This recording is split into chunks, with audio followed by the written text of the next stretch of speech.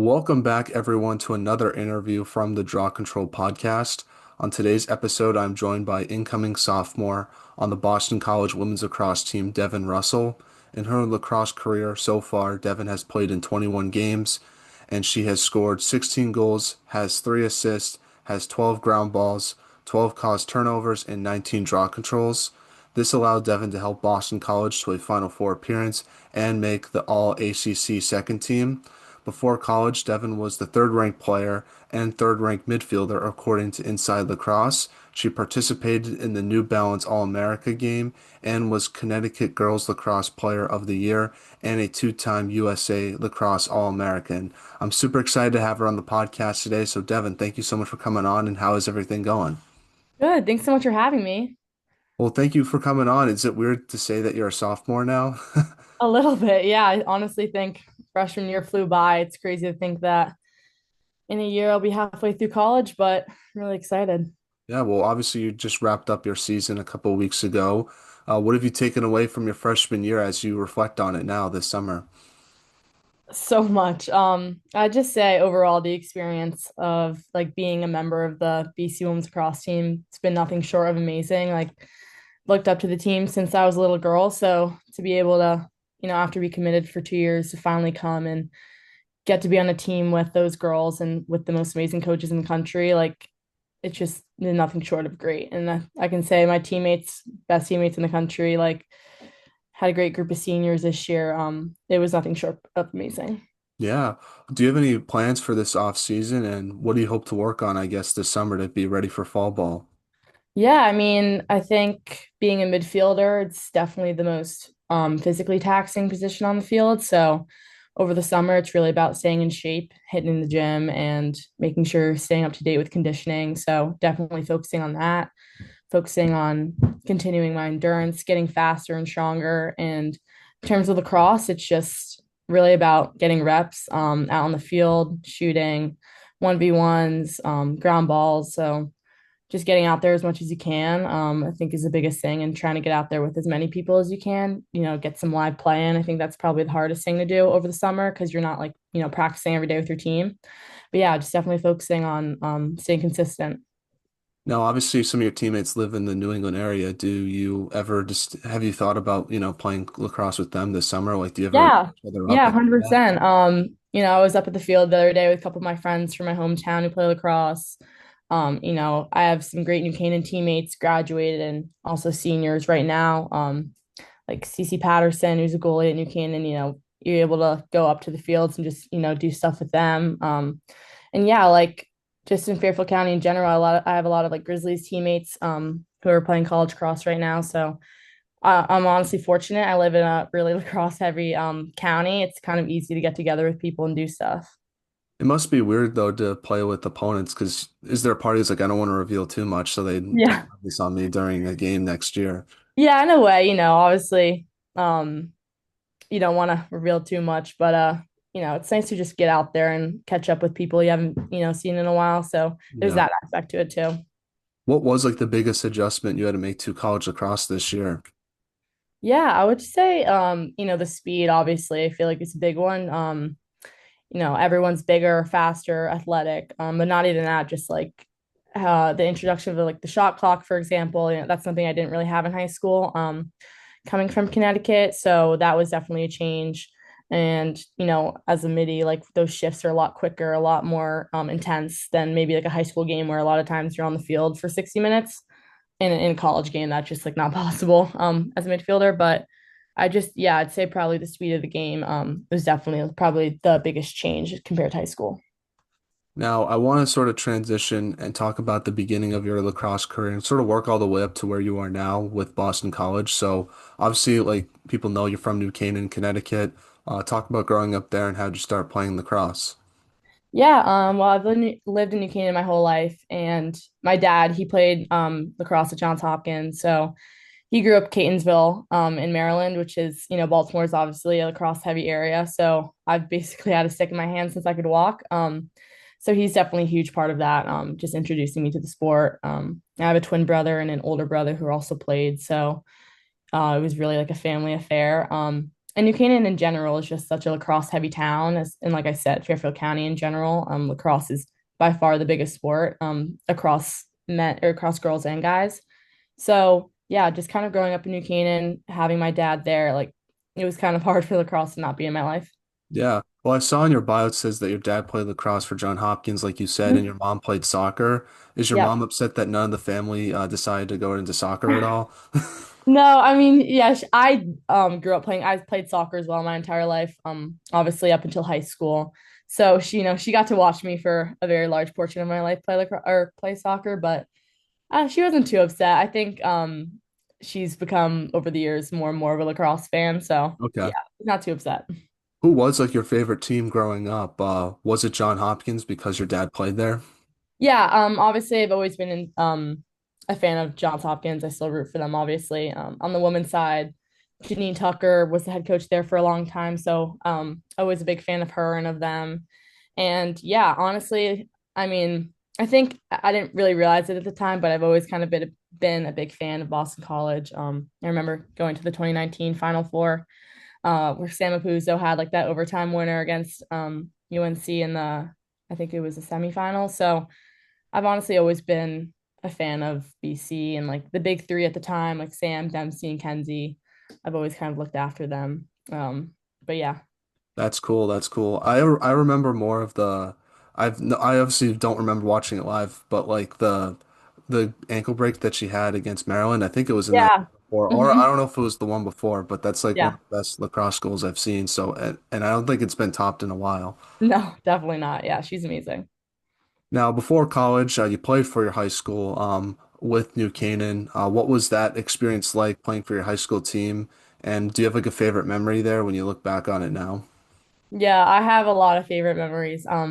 New Canaan Lacrosse will always have a special place in my heart. It's an incredible program with incredible coaches. Kristen Woods has been there for a long time, and she's just been such an amazing mentor for me. And yeah, I mean, I'd say if I look back to last year, we beat Darien the state championship, which was for me probably one of my favorite experiences. Look back on just being able to be a senior and end out on a high note with like my amazing teammates. We had a great group of upperclassmen that year. Um, yeah, there's so many things I could list, but I think that game in particular sticks out to me. Yeah, every time I talk to someone from Darien, their favorite memories being New Canaan, and then Yeah, I talk to from New Canaan's favorite memories being Darien. So it's a good yeah, rivalry, I hmm imagine. yeah, very historic. It's playing Darien is always a great game. I'm sure they'll say the same about us. It's always so much fun. Now, like you said before, you also play for the CT Grizzlies from a club lacrosse perspective. What was it like being a part of that team? How did it help prepare you for college lacrosse? Because looking at the alumni, it was pretty loaded. It's Yeah. pretty crazy all the great players that went to that program. hmm Yeah, I mean, Grizzlies, again, just like New Canaan, I was very fortunate to be a part of a team that was so talented. And Lisa Lindley, who helps run it, she coaches at Darien, is just an amazing coach, an amazing mentor. And yeah, I mean, she generates, we could see it even with the tour, Tom, three of the five were CT Grizzlies alumni. So to be able to say that I played for that club team is an honor. Be able to play along Shea Dolce too is just an incredible experience. She obviously was a CT Grizzlies alum. So yeah, I just say to be able to be a part of a team that was really talented and competitive. If you look, I would say even at my class's grade, the kind of college commitments that came out of that, it's incredible to be able to say like I got to play with all those girls, and now in college it's fun to play against them. But yeah, Grizzlies was awesome, and I just think it made coming into the summer so much fun to be able to play for a team that was that talented. Now, you were obviously a very highly ranked recruit when you were in high school. So I want to ask, how did you handle the pressure of that high ranking, knowing that like a lot of people were watching you and obviously a lot of people wanted to, when they were wa playing against you, they knew that people were watching them as well. So I'm curious how you handled that, especially at a young age too, because I feel like that's can't be easy. Yeah, I mean, I wouldn't say I necessarily felt pressure, maybe. I mean, to be able to be recognized like that is of course a great honor. I was very honored that um I was able to be put in the conversation with a lot of those girls in my class who are just incredible players. I think it's just kind of a testament to how hard I've worked, but also everyone who got me there, my parents, my coaches, my teammates over the years. So yeah, it was definitely just something that I was very honored to have and to be able to be recognized like that. So I don't know if it would be pressure, but it definitely motivated me to keep working hard, keep doing what I was doing, keep my head down, keep working. But definitely was incredibly grateful that, I was put into a conversation like that. So let's talk about your recruiting process now. Obviously, like you mentioned, you all were a BC fan kind of growing up, and when BC gave you that call, was it sort of a no-brainer that you wanted to go there? Like, how did that process work, and were there other schools you were looking at? And I guess when you once you met with Acacia, what sort of like what made you want to pick them versus other schools you might have looked at? Yeah, I mean, when they reached out to me, it was obviously very surreal that I was even being recognized by them. And I think they were like my first visit. So that weekend after September 1st, I'd gone on a visit with a lot of other girls. We went to a football game, which was really fun. I just remember coming onto campus and I kind of had a weird gut feeling. Kind of sounds cliche, but as soon as I went there, I was just instantly drawn to the environment of obviously looking at the lacrosse team, their success, meeting Acacia and Jen, Sam, Callahan. Like they're, I know I'm biased, but I think they're definitely by far the most talented coaching staff in the country.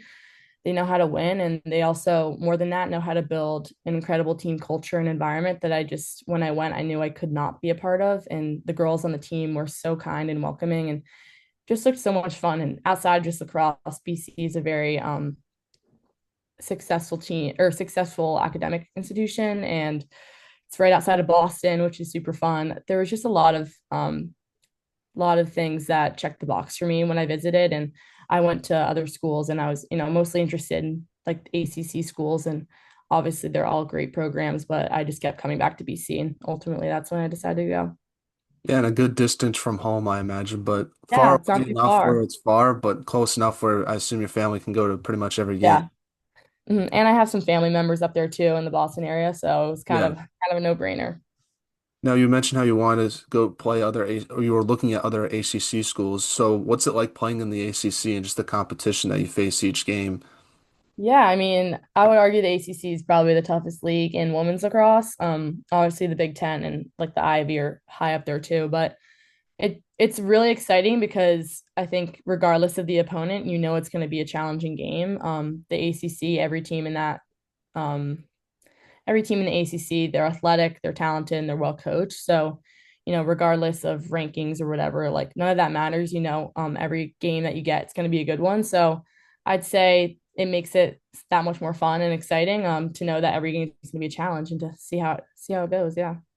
Yeah, and in your second game of your career, it was an ACC game, but you got a big road win over Northwestern. I felt obviously it wasn't your first ever career game, but that was sort of like I assume you're welcome to college lacrosse game or moment. So talk about that game from your perspective and how it sort of set the tone for your team for the rest of the regular season, getting that big road win and obviously, playing a really good opponent, which well, for a lot of your teammates probably was a big game because of the national championship game last year. Mhm. Yeah, I mean, obviously, like you said, it was kind of our first really big game of the season, and I think the whole experience of playing like inside the facility at Northwestern was obviously very surreal. But I think in that moment, like you can be excited for it, but by the time the game comes, you can't really think too high or think too low. You just got to put your head down and play. And I think we prepared really well that week. Our scout teams did an incredible job preparing us, and yeah, it was definitely surreal, but at the same time, you kind of just have to treat it like every other game. And I think again, like there's a lot of talk about it and a lot of history between the two teams. But again, it was a new season, two very different teams, two very different rosters, and you just kind of have to ignore all that and get to work and try to win. And we did end up playing a great game. So yeah, it definitely left us on a positive note and to carry on with our next couple of games in the regular season. What was your favorite game from your freshman year? Yeah, I would say I think our Elite Eight game at Newton against Yale was probably the most exciting game I've been a part of. It was obviously a very tight game within the first half, and then we just, Emma Lipinto exploded. I think she had like 4 or 5 goals in a row, and I think just to be in an environment like that, Elite Eight, especially at home, We had a lot of fans there. Just the energy was kind of unlike anything I've ever experienced. I remember Morgan Smith, who's one of our defenders, had gone up and ended up scoring a free position goal. And I just remember thinking of that moment, like seeing how excited our team was on the field, on the bench, the fans. It was just like kind of a wow moment for me. But that game was a lot of fun to be a part of. Yeah, no, that was a very fun game, and obviously, Shay, that was probably her best game of the season, in my opinion. She really made some really good saves in the first half, which Mhm. kept your team in it. She's just literally the most gifted player I think I've ever played with. Like she keeps us in games, is the reason why we win all. She is just like a superhuman. She's Yeah. awesome. I've said this before. I think she's the best goalie in college lacrosse. Maybe I think all time she could be in that conversation too. I don't know what if you agree with that or not. Agree completely. She's someone who I've been lucky because I got to play with her and I also got to play against her in high school. And even in high school, like I had never played against someone who was making saves that literally you shouldn't be making. And now to be on the same team as her and to be able to play with her is like such an amazing experience. But she is so gifted, and I'm really lucky I get another year with her. I'm excited to see what her future holds. Now, over the course of the season, I wanted to ask, what do you think was the biggest improvement you made to your game? I'd say, honestly, just over like IQ overall. I mean, I think I learned so much on every aspect of the field, and that's just attributed to my coach, the BC coaching staff. I mean, I did not think I would be capable of learning as much as I did just 9 months of entering college across, but they just do such a good job of bringing you into the fall and getting you down on the fundamentals and then helping you to expand your game in the spring. And that's also a testament to my teammates. Getting to play with the top girls in the country is not something a lot of people get to do. So to be able to be an underclassman and to learn from them, um, I'd say was just definitely the biggest thing. So I learned so much over these past 9 months from coaches and teammates. So Yeah, you could sort of see it as a fan too, because obviously one thing I was interested in seeing about your team when the season began was there was a lot of turnover with the midfield and defense, and I was sort of interested to see like with all the younger players that your team had, how that would sort of work, and it seemed like a very seamless transition. And Mhm. obviously, it takes a lot of hard work to make it look like that, so that was really impressive to see. Honestly, that was one of the more impressive parts about your team was how it looked like you guys have been playing for like 4 or 5 years together. Yeah. hmm Again, it's just the coaches have been doing this for a while and they have so much success. They've had so much success with their team over the past couple of years, and again, they know what they're doing. So it's just an honor to be able to learn from them and to be able to be in a situation like that, where I get to, help generate and be a new face in the midfield. Now, in the ACC championship game, your team lost to North Carolina. Talk about what your team learned from that loss that you think helped in the NCAA tournament when you guys faced Stony Brook and Yale. Yeah, obviously, that was a tough loss and not the way we want the game to go, but I think we were fortunate enough that we still had another season after that. The postseason of the NCAA tournament. I think we are fortunate as a league compared to other, conferences because our tournament is a week earlier. Like most teams are playing like a week after us. So in terms of preparation, it meant that we got an extra week to put some work in and to get better. And I think obviously it's not the result we wanted, but in the end, I definitely think it helped us kind of pinpoint areas of strength and areas of weakness and things that we need to work on. And I think being able to have that extra week to practice gave us a lot more confidence going into the NCAA tournament. Yeah, do you think the rest is important? Because I feel like sometimes people might argue that you might be a little rusty heading into the tournament because you had that week off where other teams are sort of just still in their groove of playing in their conference tournament. Yeah, I would argue no, just because I mean that week we really worked hard. Our entire team, we were really putting in a lot of work to get better, and it was a tough week in the best way possible. So I wouldn't say it's really a week of rest. I think it kind of gave us an advantage because it gave us an extra week to, hone in on things we wanted to work on. Now, obviously, in the NCAA tournament, your team got big wins over Stony Brook and Yale, but then lost a heartbreaking game against Northwestern in the Final Four. How have you reflected on that Northwestern loss, and how do you hope your team responds to that next season? Because you guys obviously had that big lead in the third quarter, and then obviously it just didn't go your way. Yeah, obviously, it's very heartbreaking. it's just not the way you want your season to end. You know, you work so hard for 9 months to hopefully see that national championship game and title. And I think it was very upsetting, obviously, especially for our seniors and fifth years. It was their last opportunity to chase a championship. And I just think, obviously there's a lot of upsetting things about it, but the bright side is that it's this experience I know is going to fuel us so much next year.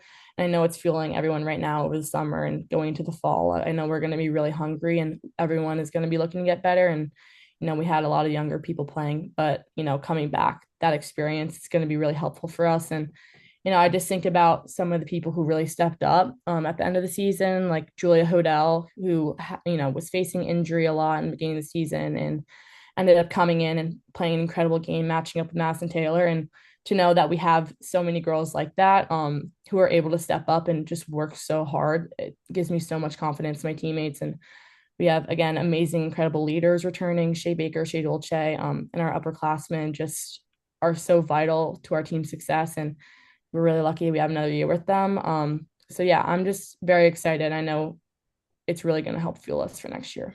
Yeah. Well, I want to end off the lacrosse questions on a positive note. What was the Final Four experience like off the field, especially being at Gillette close to campus? It was amazing. I mean, it was surreal every moment I was there. And, luckily we're there a day early, and that's kind of, your day to soak it all in and then kind of let the distractions go away and focus on the game. But to be able to be in that environment, I think our fans especially just made the experience so special, and to know there were so many people who cared about us and who were rooting for us. See that sea of neon, looking up, it's never not just an incredible thing to see. So it was really awesome.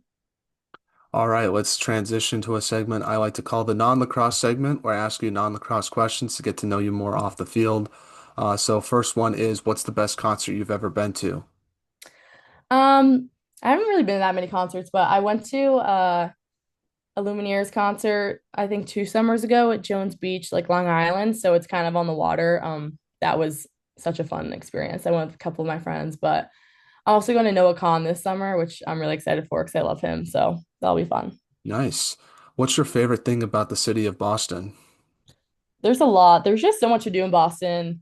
One of my favorite things is like on a Sunday, taking the T into Newbury Street, doing some shopping. They have really good restaurants there, really good stores. That's probably my favorite thing to do there.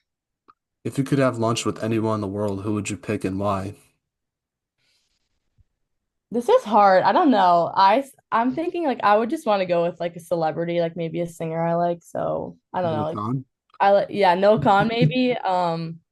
Like Billie Eilish, I like a lot. I feel like that would be cool. I don't know. I feel like it would just be cool to like talk to someone famous. Yeah, for sure, And for ask sure. them what it's like to be like that. Now, what's been the most interesting thing you've read or seen this week?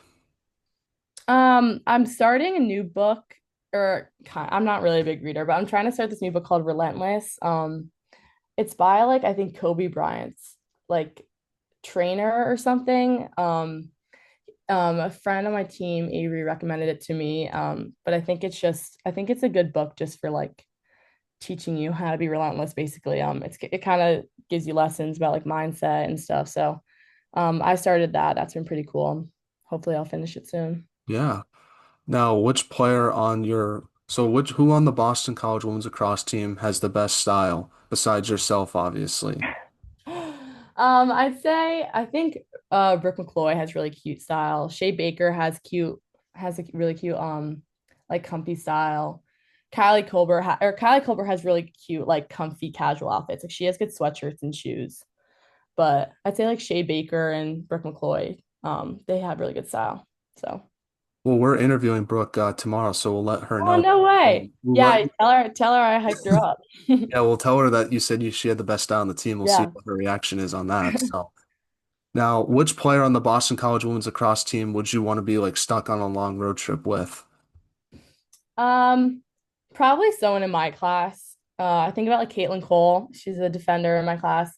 We could probably talk for hours, like about nonsense. So I'll choose Caitlin. We could talk a lot, so that'll be fun.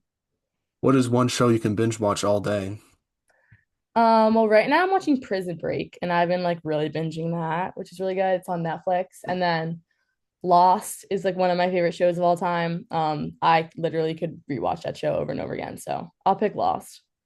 Now, last non-lacrosse question is, what is one place you would love to travel to soon? I really want to go to Greece. That's like my dream destination. So I don't know. Hopefully sometime in the future. Yeah, I feel like every senior after they graduate goes to Europe. At least that's what Yeah, it that's feels like like on the Instagram. yeah, it's like the place to be. I feel like Greece and Italy, like everyone goes Yeah, to. yeah, exactly, exactly. Now, let's get back to a couple of lacrosse questions now. First one is, what should be done to help grow women's lacrosse from your perspective? I think there's a lot. Like I think having the national championship at Gillette Stadium was an incredible opportunity because to have it in some place that was really accessible is New England. And I think like being able to bring in also Division 2 and Division 3 women's lacrosse within the same area, I think that would really help improve the game. Like give you to be able to have like 6 games across the division, where a lot of people can have easier access to. Obviously like the WLL, the introduction of that, I'm really excited to see how that goes, and just like the continuation of all the national stuff. I think that gives little girls a lot of older girls to look up to. And I think that obviously helps grow the game exponentially. Now, obviously, there might be some younger players listening to this episode. So, what advice would you give them on what it takes to be a college lacrosse player like yourself? Yeah, I would just say just have fun. I think that's the biggest thing. And it sounds basic, but have fun with what you're doing and be willing to sacrifice time and maybe hang out with your friends or doing this and doing that just to be able to get extra reps in. Like go to your backyard. I feel like that's like where I grew my game the most, was just doing stuff in my backyard, being creative, experimenting, getting in 15 minutes extra of wall ball after practice. Just making time to do stuff extra, I think goes a really long way. But also to be having fun while doing it, not, stressing yourself out with doing too many things. Like always remember, you play the sport for a reason and it's to have fun and to meet people. So never forget that part of it. But obviously making time to always like get extra work in. Yeah, for sure. Well, do you have any shout outs you want to give to any of your family members, teammates, classmates maybe that don't play lacrosse? No one's ever given a shout out to a classmate, so I'm kind of A waiting on that. classmate? Yeah, I'll give a shout out to 3 of my field hockey friends at BC, Maisie Richardell and Maeve Seeger. I'll shout them out. awesome, awesome. I don't know Yeah, if they'll be listening to this, but if you are, thank you for maybe. listening and shout out to you guys. Yeah. Who should we have on the podcast next? Um, I, I feel like anyone on my team's a great choice. Maybe Kelly Blake. I feel like she would enjoy something like this. So Kelly Awesome, Blake. awesome. Well, thank you so much for coming on the podcast, Devin. I really Yeah. appreciate your time. Obviously, wishing you all the best for this off season. Have fun and have some good lacrosse as well. And best of luck for the upcoming season as well. Looking forward to watching it. Yeah. Thanks so much for having me.